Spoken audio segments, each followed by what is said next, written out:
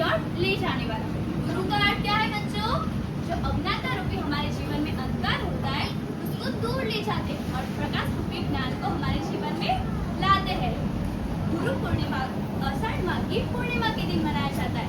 गुरु पूर्णिमा कब मनाई जाती है? आषाढ़ माह की पूर्णिमा के दिन मनाई जाती है।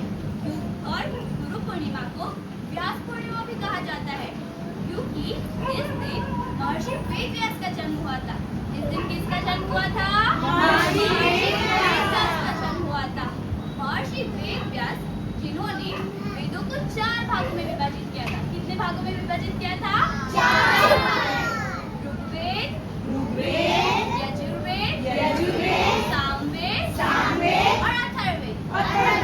और महर्षि वेद व्यास ने महाभारत नामक महान ग्रंथ की रचना भी की थी। महर्षि वेद व्यास ने और क्या लिखा था? और किसकी रचना की थी? महाभारत की रचना की थी। तो आज मैं आपको एक कहानी सुनाने जा रही हूँ जो हमें गुरु और शिष्य के बारे में बताते हैं। ठीक है? एक दिन की बात है, महर्षि वेद व्यास ने महाभारत नामक महान ग्रंथ की रचना करने का निर्णय लिया। उन्होंने सोचा कि इस महान कृति को लिखने के लिए उपयुक्त लेखक की आवश्यकता है। उन्होंने भगवान गणेश जी का चयन किया जो ज्ञान और बुद्धि के देवता है। गणेश जी किसके देवता है? ज्ञान और बुद्धि के देवता है। गणेश जी महाभारत लिखने के लिए तैयार हो गए। उन्होंने गुरु जी से आशीर्वाद लिया और लिखना शुरू किया। लेकिन गणेश जी ने महर्षि वेद व्यास के सामने एक शर्त रखी कि गणेश जी बिना रुके लिखते जाएंगे और महर्षि वेद व्यास बिना रुके बोलते जाएंगे। महर्षि वेद व्यास ने भी गणेश जी के सामने एक शर्त रखी कि गणेश जी हर एक श्लोक का अर्थ समझकर ही लिखेंगे। और फिर उन्होंने महाभारत लिखना शुरू किया। बच्चों, इस कहानी से हमें सीख मिलती है कि हमारे जीवन में ज्ञान और बुद्धि का उपयोग हमें दूसरों के भले के लिए करना चाहिए।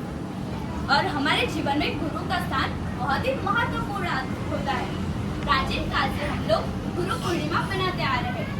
भगवान श्री राम के गुरु कौन थे? आपको पता है? भगवान श्री राम के गुरु कौन थे?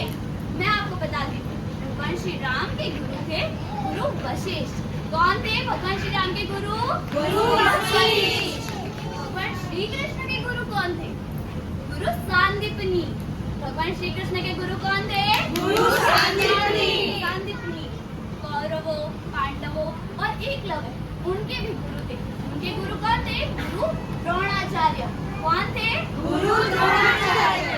यानी कि भगवान के भी गुरु थे। आपको पता है भगवान थे, उनके भी गुरु थे।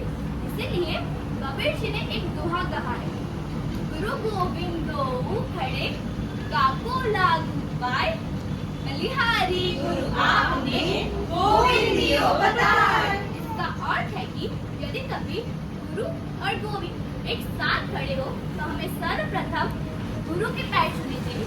आपको पता है क्यों सर्वप्रथम गुरु के पैर छूने चाहिए?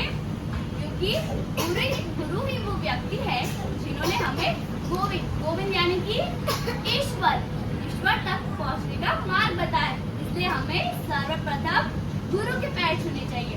तो बच्चों, आज मैं आपको एक और श्लोक सुनाने जा रही हूँ जो हमें बताते हैं कि हमारे जीवन में सिर्फ एक ही गुरु नहीं होते, वह कई सारे गुरु होते हैं जिनसे हमें कुछ ना कुछ सीखने मिलता है। तो मैं आपको वो श्लोक सुनाने जा रही हूँ।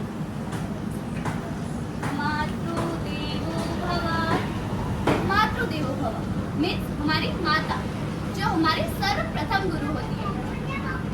पितृदेवो भव हमारे पिता जो हमारे मार्गदर्शक होते हैं, जो हमें जीवन में सही मार्ग दिखाते हैं।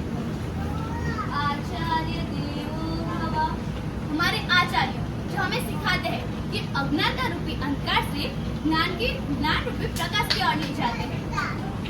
अतिथि देवो भव हमारे अतिथि जो हम भगवान के रूप मानते हैं, उनको वो भी हमारे जीवन में गुरु का रूप धराते हैं।